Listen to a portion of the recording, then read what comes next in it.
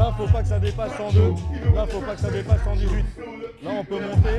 C'est la moyenne qui compte sur 15 minutes.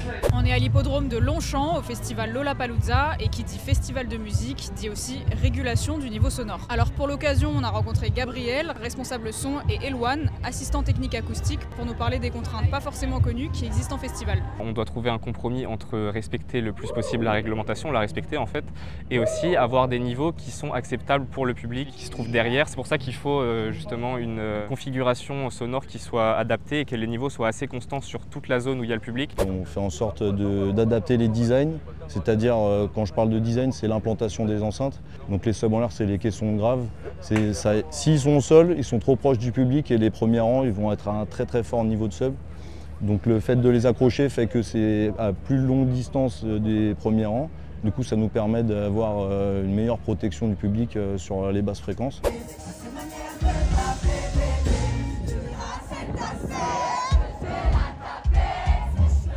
Derrière moi, c'est une tour de ce que nous on appelle une tour de délai ou un rappel en français.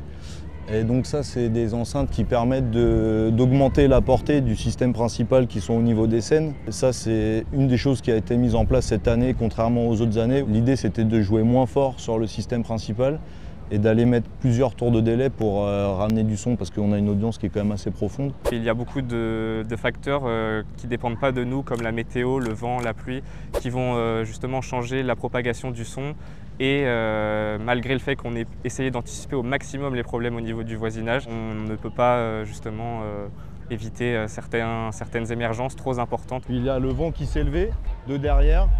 En direction, c'est dans l'axe de la Défense, donc là par exemple on est clairement sur les limites météorologiques, c'est-à-dire que là le son va être porté jusqu'à la Défense et même jusqu'à derrière, jusqu'à Neuilly, sans problème, et ça on ne peut rien y faire. Les niveaux réglementaires ils ont été fixés justement pour protéger le public, afin d'éviter des problèmes d'oreilles forcément.